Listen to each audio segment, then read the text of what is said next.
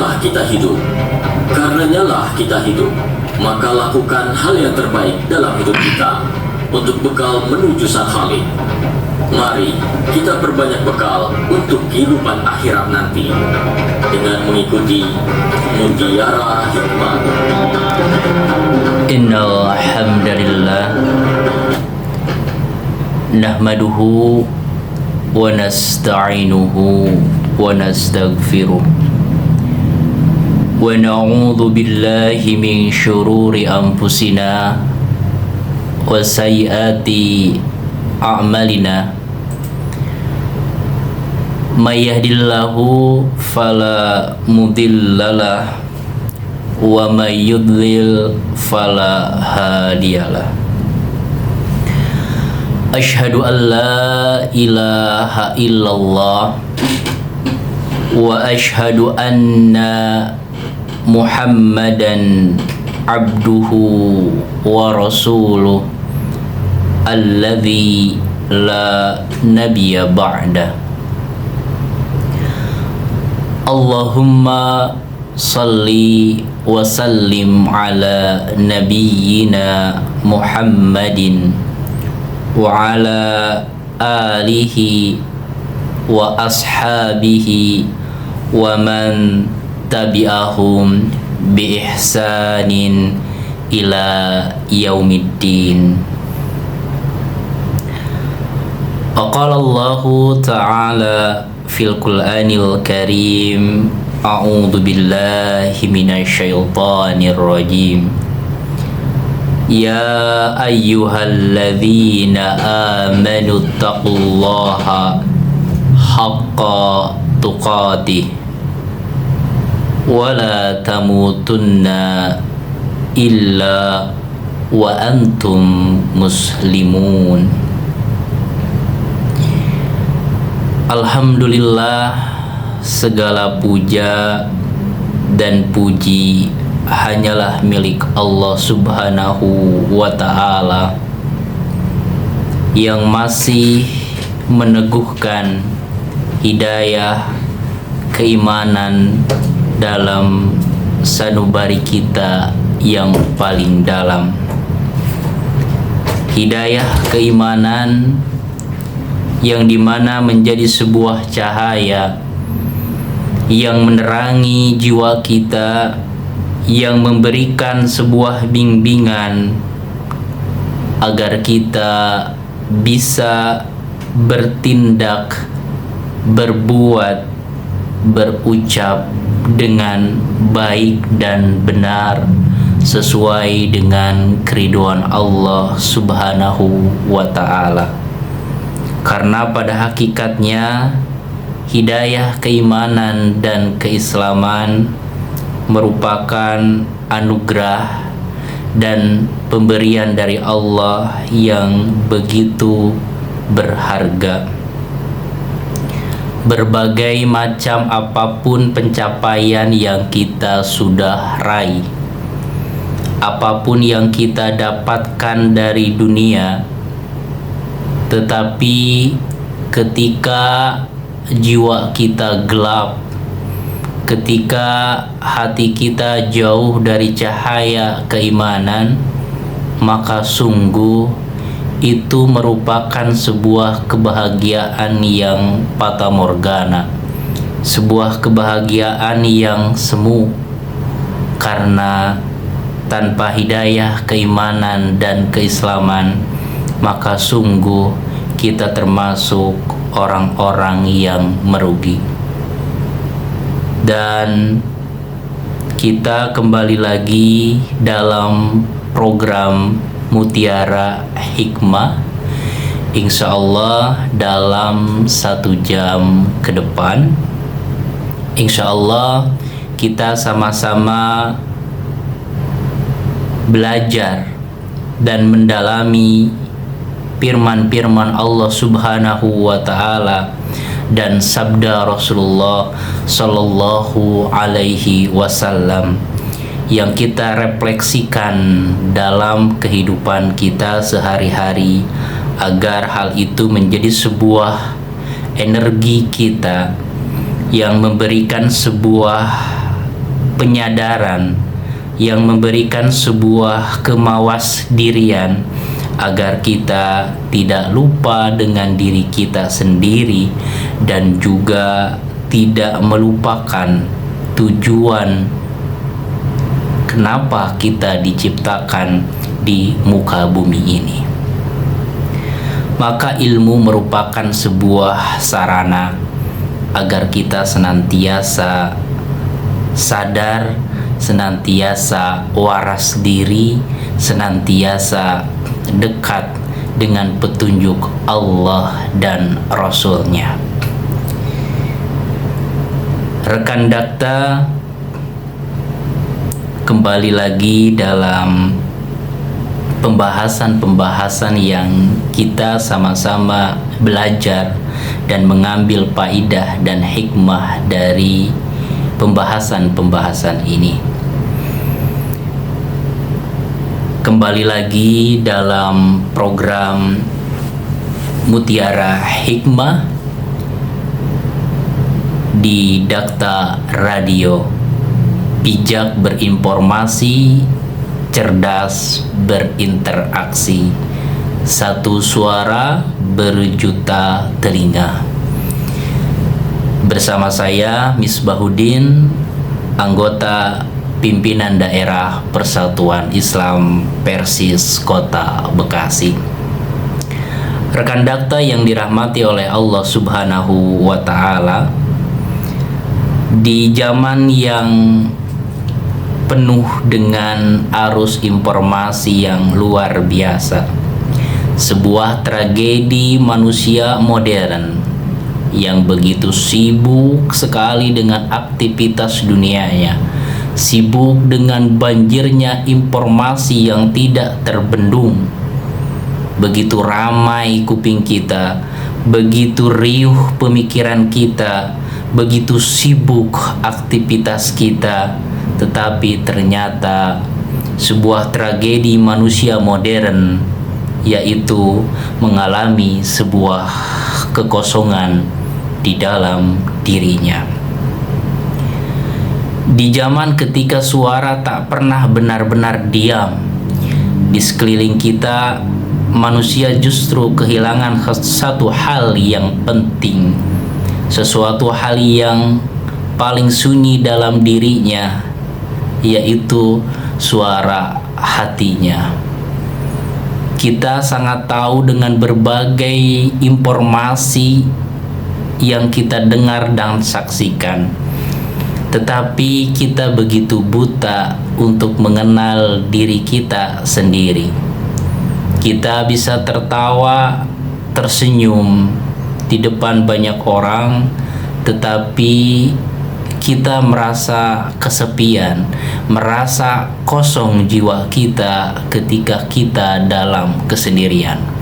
Itu salah satu indikator sebuah kekosongan jiwa yang kehilangan makna dari kehidupan, karena otaknya diisi dengan berbagai informasi, diisi dengan kesibukan-kesibukan, target-target pekerjaan dan lain sebagainya, sehingga kehidupannya terjebak dalam sebuah rutinitas yang begitu-begitu saja, dalam aktivitas yang begitu-begitu saja, sehingga kesibukan itu melupakan dirinya, melupakan suara hatinya, melupakan tujuan hidupnya, bahkan melupakan dirinya dengan Allah Subhanahu wa Ta'ala.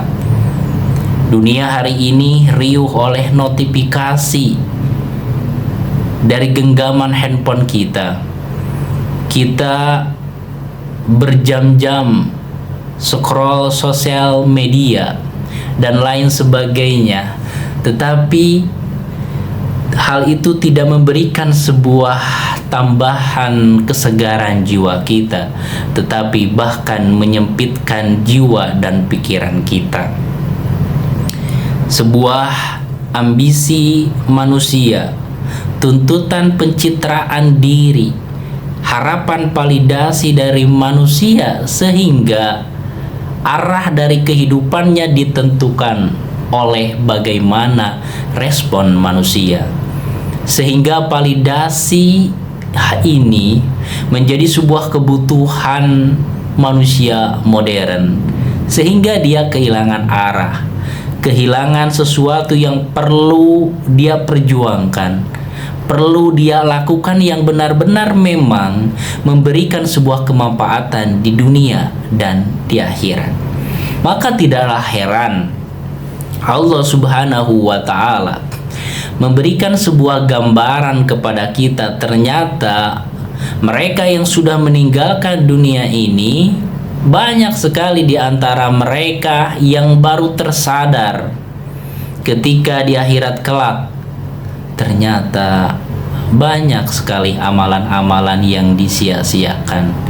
Sungguh perintah-perintah yang Allah turunkan, larangan-larangan yang Allah berikan kepada umat manusia untuk keselamatan manusia itu sendiri, dia lalaikan, dia tak hiraukan. Yang menjadi orientasinya hanyalah kenikmatan nafsu sesaat, mengejar validasi manusia, mengejar sebuah hal-hal yang memberikan kesenangan semata, tetapi melupakan dirinya dari dirinya sendiri dan Allah Subhanahu wa Ta'ala. Sehingga digambarkan dalam beberapa firman Allah Subhanahu wa Ta'ala sebuah penyesalan yang tiada tara, karena mereka ternyata baru tersadar ketika mereka di hari akhir. Ya Allah, kembalikanlah aku ke dunia. Aku akan benar-benar memaksimalkan ibadah-ibadah yang dulu aku lalaikan, yang dulu aku tinggalkan. Ternyata ini menjadi sebuah pertanda manusia itu banyak yang terbawa arus kehidupan. Maka pentingnya kita untuk senantiasa menyisihkan waktu untuk menambah ilmu kita, untuk menambah kedalaman makna kita akan firman Allah dan sabda Rasulullah dalam kehidupan kita. Itu seolah merecharge, itu seolah-olah memberikan sebuah tambahan energi untuk jiwa kita ketika kita mungkin sudah melenceng jauh dari kehidupan. Maka kajian keilmuan itu menarik kita kembali kepada track yang benar, kembali kepada jalan yang Allah ridhoi, kembali kepada tujuan utama dari kita diciptakan oleh Allah Subhanahu wa Ta'ala. Maka Rasulullah berpesan, memberikan sebuah nasihat dan juga sebuah penegasan agar kesibukan kita dengan aktivitas dunia, kesibukan kita mengejar target-target kerjaan, impian-impian pribadi, itu jangan sampai kita terlupakan dari dua peninggalan Rasulullah, agar kita tidak tersesat dalam kehidupan. Inni taraktu fikum amroini lang tadillu ma tamasaktum bihima kitaballahi wa sunnatur rasuli. Sesungguhnya aku meninggalkan dua hal yang dimana jikalau umat manusia berpegang teguh kepada keduanya, mengeksplorasi dua isi peninggalan Rasulullah Shallallahu Alaihi Wasallam, maka sungguh kita akan memetik sebuah hikmah yang begitu berharga untuk bekal kehidupan, agar kita selamat di dunia dan mendapatkan kebahagiaan yang kekal di akhirat kelak. Maka sebuah riuhnya pikiran kita, sebuah kesibukan yang tanpa henti, yang kita terjebak dalam rutinitas itu, perlu kita ingat baik-baik bahwa setan itu akan senantiasa menggoda kita, senantiasa berusaha untuk menggelincirkan kita ke dalam kesesatan, ke dalam kemurkaan Allah, agar mereka mendapatkan teman ya di neraka kelak. Ada sebuah kitab yang sangat populer di kalangan kita, yaitu salah satu kitab yang monumental karya Imam Ibnu Qayyim Az-Zawzi rahimahullahu ta'ala, yaitu Talbisul Iblis, sebuah jebakan atau perangkap iblis untuk umat manusia. Sama halnya seperti kita ada dalam sebuah kesibukan, ketika kita lupa tentang tujuan utama, maka cenderung kita akan banyak melakukan sebuah kesalahan. Maka ada suatu pelajaran penting diantaranya dari buku tersebut, yang dimana bagaimana setan itu begitu istiqomah, begitu komitmen untuk senantiasa menjerumuskan manusia ke dalam neraka. Nah, maka kita selaku orang yang beriman, jangan sampai kita kalah semangat dengan setan, kalah semangat dengan iblis ya, dalam memberikan sebuah komitmen ya, menjalankan komitmennya, yaitu untuk menggoda manusia. Nah, kita juga berarti harus lebih konsisten dan istiqomah untuk menambah ilmu kita, meningkatkan amal-amalan kita, dan senantiasa berdoa agar Allah melindungi kita dari perangkap-perangkap iblis. Ada salah satu pelajaran yang menarik dalam kitab tersebut. Orang yang terlena dengan dunia, orang yang awam, mereka akan digoda, mereka akan diberikan sebuah jebakan enjoy dalam kebodohan. Mereka menikmati zona nyamannya sebagai orang yang tidak berpengetahuan. Orang otomatis ketika orang itu tidak memiliki sebuah pendidikan, tidak belajar dari kehidupan, pasti yang menjadi orientasinya itu hanya kenikmatan yang sifatnya fisik, hanya berkutat masalah perut, hanya berkutat masalah hal-hal yang kenikmatan yang indrawi gitu.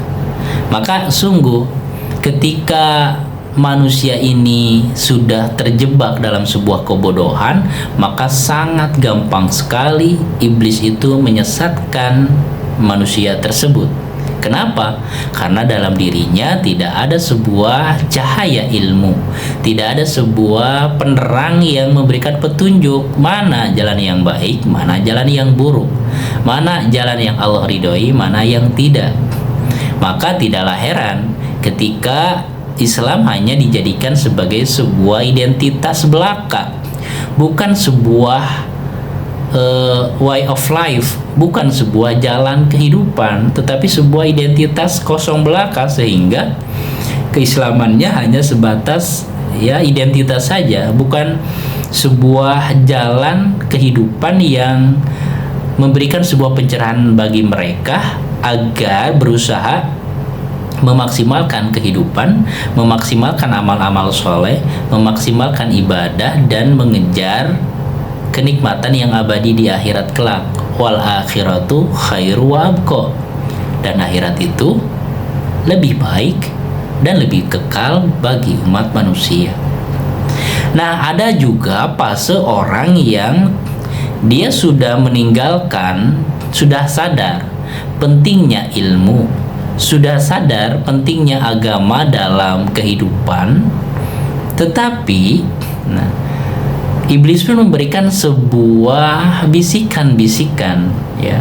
Ketika seseorang sudah rajin ngaji dari satu tempat ke tempat lain, sudah sadar akan pentingnya menuntut ilmu, ya, dia kajian offline ataupun online. Nah, maka ketika dia sudah masuk ke level berikutnya, dia sudah sadar pentingnya ilmu, masuklah bisikan-bisikan iblis. Apa itu? Merasa dirinya lebih baik daripada yang lain.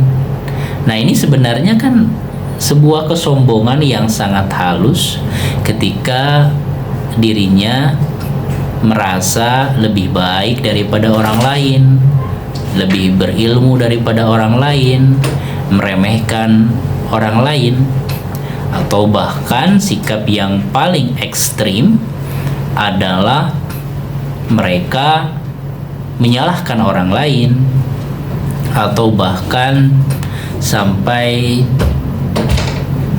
membuat perasaan saudara seiman itu terluka dengan ucapan-ucapannya, enggan mengucapkan salam, enggan memberikan sebuah senyuman yang manis kepada saudara seiman. Kenapa? Karena enggak ngaji, atau bahkan orang ngaji tapi karena beda ustadz enggak mau tuh bertegur sapa, enggak mau senyum, enggak mau salam. Nah, ini salah satu sebuah jebakan yang halus, yang dimana hal ini perlu untuk direnungkan bersama agar kita senantiasa menuntut ilmu, mendengarkan sebuah insight atau pencerahan-pencerahan dari orang lain yang lebih berilmu, yang lebih alim, tetapi juga kita harus mencerna dengan hati yang jernih agar kita tetap terjaga kebeningan hati kita, tetap terjaga keikhlasan kita, dan tentunya agar kita tidak termasuk orang-orang yang secara tidak sadar kita menjadi orang-orang yang sok ngaji, sok pinter, sok yang lebih tahu soal agama dan lain sebagainya. Kenapa? Karena rasa-rasa itulah yang mirip dengan sikap-sikap atau sifat iblis, ya. Kan iblis itu tahu banget bagaimana istilahnya itu, dia tahu bagaimana Allah menciptakan dirinya dan Adam alaihissalam, tetapi pengenalannya, ma'rifatnya kepada Allah itu terkubur, terkalahkan oleh sebuah rasa keangkuhan dan kesombongan dalam dirinya, sehingga keangkuhan itulah yang menghanguskan, yang menghancurkan pengetahuannya, ma'rifatullahnya kepada Allah. Kenapa? Karena buruknya perangai, buruknya hati. Berarti hati ini bukanlah sesuatu hal yang remeh. Maka ulama mengatakan dalam agama ini ada dua unsur yang penting, ya, af'alul qulub wa af'alul jawari, yaitu perbuatan hati dan perbuatan anggota badan. Perbuatan hati, ya, kita tarik ke dalam sabda Rasulullah yang sudah masyhur, innamal a'malu binniyat wa innamal likulli imri'in ma nawa. Sesungguhnya segala sesuatu itu tergantung niat. Nah, berarti niat ini sangat penting untuk dijaga. Dan selanjutnya, dalam beragama pun kita harus mengikuti Rasulullah dalam ibadah-ibadah yang mahdhah, ibadah-ibadah yang sudah diperintahkan kaifiatnya seperti sholat dan ibadah-ibadah yang lainnya.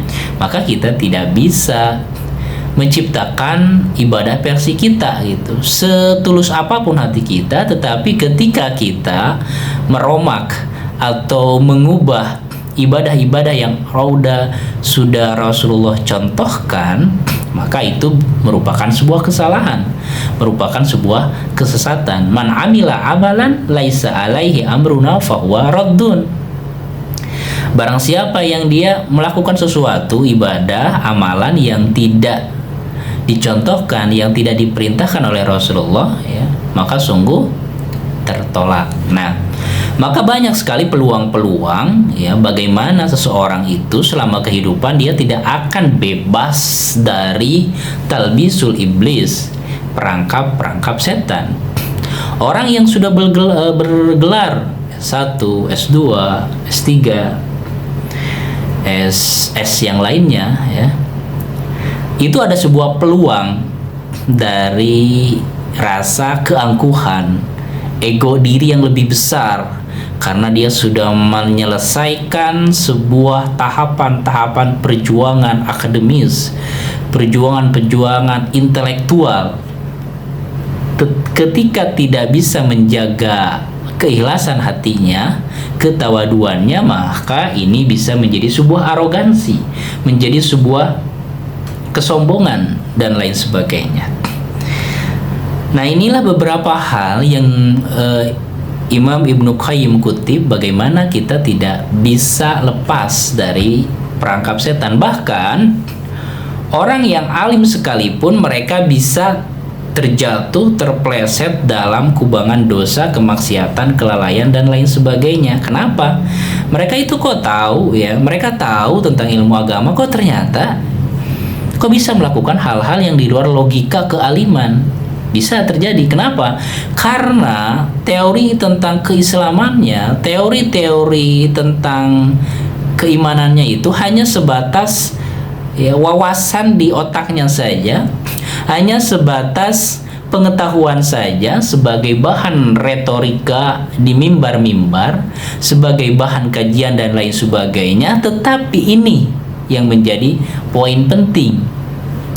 Dia sibuk dengan dunia, sibuk di era modern ini dengan berbagai informasi, dengan berbagai validasi dan lain sebagainya, tetapi dia melupakan dirinya sendiri dan melupakan Allah Subhanahu wa Ta'ala, sehingga ilmunya itu tidak menyinari dirinya, tidak menyinari langkah jejak kehidupannya.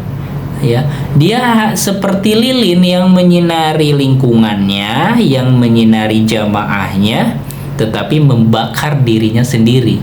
Nah, maka pentingnya kita untuk berdoa kepada Allah, meminta hidayah ilmu dan juga diberikan kekuatan untuk mengamalkan ilmu. Karena ketika ilmu tanpa diamalkan, nauzubillahi min dzalik, itu menjadi sebuah bumerang yang akan membakar diri kita, yang akan menghanguskan segala amalan-amalan kita. Dan ini termasuk kepada salah satu hadis Rasulullah yang menjadi pelajaran penting bagi kita, yaitu seorang yang alim, seorang yang mujahid, seorang dermawan ketika di akhirat kelak, ternyata amalan-amalan yang dia lakukan, pencapaian-pencapaian yang dia dapatkan dalam kehidupan dunia, ternyata lelahnya tidak lillah. Lelahnya diorientasikan, diniatkan untuk hal yang lain, validasi manusia, pengakuan manusia, dunia, dan lain sebagainya, sehingga haba'a manthura, amalan-amalnya di akhirat kelak seperti debu-debu yang berterbangan begitu saja. Nah, inilah salah satu poin penting yang perlu kita renungkan bersama. Maka perlu kita menjaga kewarasan diri dengan ilmu dan mengamalkan ilmu tersebut ya. Contoh adalah Nabi Sulaiman. Bagaimana Allah berikan anugerah sebuah kekuasaan, ilmu, dan juga ketika didatangkan singgasana atau istana Ratu Balkis, tidak menjadikan dia sombong. Pencapaian-pencapaian yang dia dapatkan tidak menjadikan dia angkuh, tidak sok-sokan, tetapi langsung dikaitkan segala kelebihan dan pencapaian itu kepada Allah Subhanahu wa Ta'ala. Ini sebuah kisah yang sangat penting untuk kita renungkan dan amalkan agar apapun yang Allah berikan dari anugerah kepada kita itu menjadi berkah dan berpahala. Anugerah yang Allah berikan dari dunia, kelebihan dan lain sebagainya yang berpotensi untuk disombongkan, yang mempunyai sebuah potensi untuk kita merasa sombong atau merasa lebih dari orang lain, kita harus buru-buru istighfar. Buru-buru istighfar, baik kelebihan fisik, kelebihan ilmu, gelar, jabatan, harus buru-buru istighfar. Kenapa? Ya, karena banyak manusia yang tergelincir.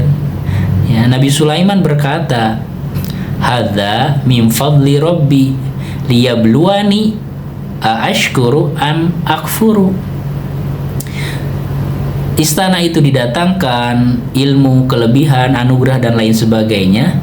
Ini adalah karunia dari Allah Subhanahu wa Ta'ala untuk mengujiku, apakah aku termasuk orang-orang yang bersyukur ataukah aku termasuk orang-orang yang kufur nikmat.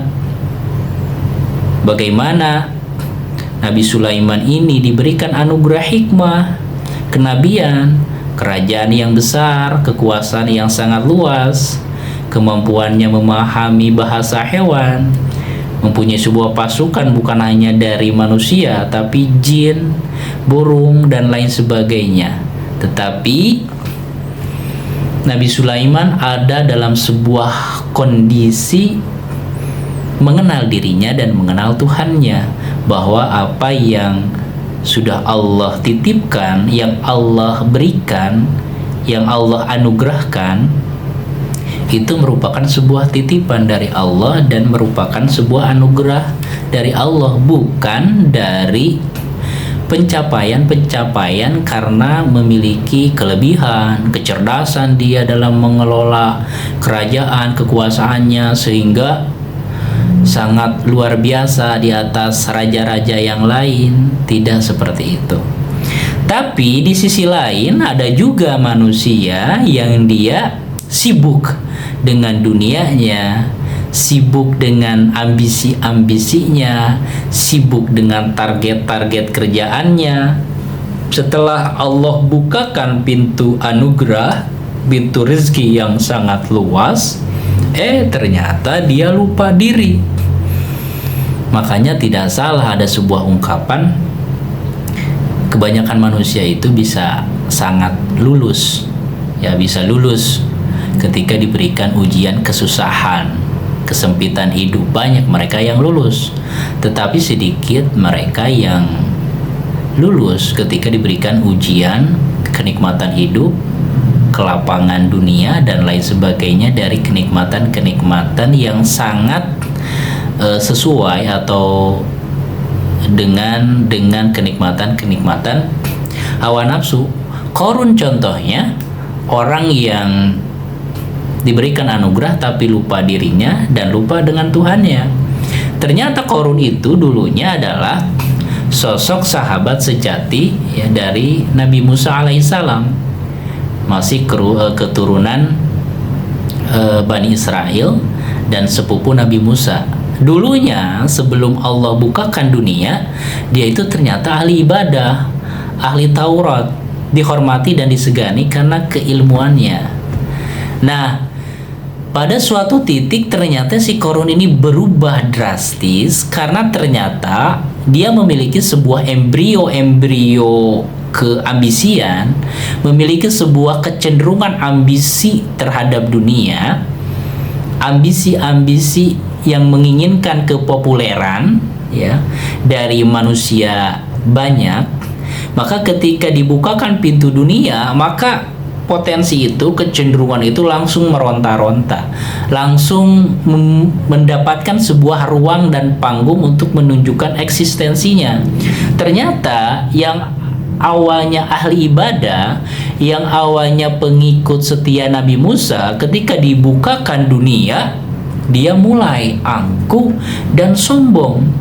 Ketika ada yang memberikan nasihat kepadanya, janganlah engkau sombong dengan pencapaianmu, karena sungguh Allah tidak menyukai orang-orang yang sombong. Lalu apa yang dikatakan oleh si Qarun itu? Si Qarun mengatakan bahwa ini adalah hasil dari jerih payahku bekerja, hasil dari kecerdasanku bagaimana memanage ekonominya, bisnisnya dan lain sebagainya, sehingga mendapatkan sebuah pencapaian yang luar biasa. Ini adalah karena ikhtiarku. Nah, ini menjadi sebuah gambaran bagaimana orang-orang yang dibukakan dunianya, ya bisa jadi ketika dia tidak menjaga api keimanan itu tetap menyala dan menyinari hatinya, bisa terlupakan, bisa terlalaikan dari tujuan utamanya. Kenapa? Karena sudah termabukkan dengan dunia, dengan manisnya pernak-pernik dunia, sehingga menjadi orang-orang yang ingkar. Maka pada akhirnya berbagai pencapaian apapun dari dunia, bisnis yang sukses dan lain sebagainya, tetapi tanpa ketundukan kepada Allah, Allah bisa jadi mengakhiri kehidupan dengan sebuah hal yang sangat memilukan. Qarun dikubur dengan harta bendanya ke dasar bumi. Dan ini menjadi gambaran untuk kita bahwa pencapaian dunia itu harus benar-benar kita kaitkan kepada Allah. Ketika kita diberikan anugerah, maka kita harus meningkatkan rasa syukur kita kepada Allah agar kita tidak termasuk orang-orang yang dimurkai, tidak termasuk orang-orang yang sangat mengenal dunia, sangat mengenal dunia bisnis, sangat mengenal ini dan itu dari perkara dunia, tetapi lupa diri, lupa tujuan hidup, lupa dengan sang penciptanya, sehingga pencapaian dunia itu menjadi sebuah istidraj, menjadi sebuah pemberian tapi untuk menghancurkan dirinya. Nauzubillahi min dzalik. Ada sebuah petua hikmah yang sangat indah untuk kita renungkan. Selama kekayaanmu, keberhasilanmu kau anggap hasil kerja kerasmu, maka sungguh engkau sudah terhijab, sudah terhalang dari dirimu dan dari sang pencipta. Selama kedudukanmu kau anggap karena kebijaksanaanmu, karena kecerdasanmu, maka sungguh engkau sudah terhijab, sudah tertutup dari dirimu dan sang penciptamu. Selama dalam dirimu masih banyak rasa-rasa, perasaan yang menunjukkan keakuan, yang menunjukkan egoisme, maka sungguh kamu tidak akan merasakan rasa kedekatan dengan Tuhanmu. Pada hakikatnya engkau bukan menyembah Allah, tetapi pada hakikatnya engkau sudah menuhankan dirimu sendiri. Kenapa? Karena engkau tidak sadar akan siapa yang memberikanmu anugerah, kesuksesan dan lain sebagainya. Tidak mengaitkan itu semua.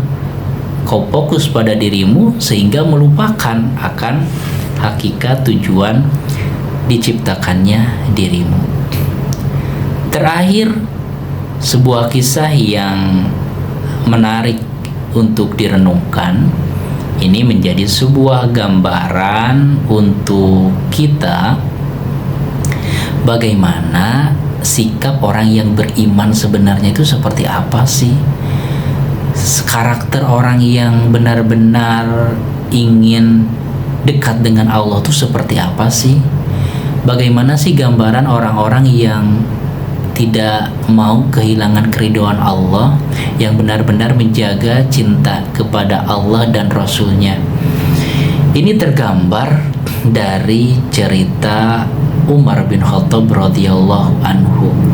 Kita mengenal Umar bin Khattab itu sosok yang sahabat yang luar biasa, memiliki analisa yang tajam, kecerdasan yang luar biasa, keberanian yang tak ada bandingannya, dan tentunya memiliki keimanan yang luar biasa, sehingga diceritakan ketika beliau berpapasan dalam sebuah gang kecil, dan di sana ada jin juga, ya, bangsa jin yang melewati jalan setapak tersebut. Ketika terlihat Umar, maka si jin itu lari terbirit-birit. Kenapa? Walaupun Umar tidak melihat sosok jin tersebut, tetapi jin tersebut melihatnya dan melihat bagaimana aura keimanan itu memancar kuat dalam dirinya, dalam keberaniannya, sehingga lari terbirit-birit. Masya Allah, luar biasa. Cerita yang menarik juga bagaimana kisah Imam Ahmad bin Hambal ketika ada orang yang kesurupan. Beliau tidak membacakan ayat-ayat Al-Quran, hanya memberikan menyuruh kepada salah satu orang bahwa sendal ini bilang ini adalah sendalnya Imam Ahmad bin Hambal. Maka orang yang kesurupan tersebut jinnya langsung minggat, langsung ngacir. Itu baru sendalnya. Nah, itu mungkin gambaran kecil ya, analogi bagaimana keimanan yang memberikan hal yang sangat luar biasa. Umar bin Khattab itu merasa takut bahwa dirinya itu termasuk orang-orang yang munafik. Ada salah satu sahabat, yaitu Hudzaifah bin Yaman. Beliau adalah sahibus sirri Rasulullah, penjaga rahasia Rasulullah. Pada sewaktu-waktu Umar ini bertanya kepada sahabat Hudzaifah bin Yaman, padahal beliau itu dijamin masuk surga loh, tetapi ternyata hal itu tidak menjadikan dirinya angkuh, sombong, tetapi tetap ada dalam rasa takut beliau masuk kepada catatan orang-orang yang munafik. Hudzaifah bin Yaman, kabari dong kepadaku, apakah aku ini termasuk orang-orang yang munafik? Ini sebenarnya dirahasiakan oleh sahabat Hudzaifah, tetapi karena yang bertanya itu adalah sosok Amirul Mukminin Umar bin Khattab radhiyallahu anhu, maka beliau memberikan kabar bahwa sungguh engkau tidak termasuk orang-orang yang munafik, dan aku tidak akan menginformasikan lagi tentang rahasia ini kecuali hanya kepada engkau. Nah, ini menjadi sebuah gambaran bagaimana hiruk pikuk dunia, kekuasaan, jabatan, kelapangan hidup dan lain sebagainya tidak melupakan Umar bin Khattab dari jati dirinya sebagai seorang hamba Allah, sebagai seorang pemimpin, sebagai seorang yang Allah ciptakan untuk memberikan ibadahnya, untuk beribadah kepada Allah dan menjalankan amanah kepemimpinannya dengan maksimal dan sebaik mungkin. Dan ada rasa takut, itu menjadi sebuah pertanda bahwa orang yang beriman itu tidak merasa dirinya paling soleh, karena ketika seseorang merasa paling soleh, paling tulus, itu adalah merupakan sebuah kesombongan yang sangat halus. Oke, demikian rekan dakta yang dirahmati oleh Allah Subhanahu wa Ta'ala, kajian kita kali ini. Semoga kita sama-sama bisa mengamalkan apa yang kita sudah kaji bersama, dan semoga rekan dakta dan kita semua diberikan kesehatan oleh Allah Subhanahu wa Ta'ala, dimudahkan segala urusannya, dan tentunya senantiasa ada dalam hidayah dan taufik Allah Subhanahu wa Ta'ala, dan istiqomah dalam ketaatan sampai akhir hayat menjemput kita. Demikian, assalamualaikum warahmatullahi wabarakatuh.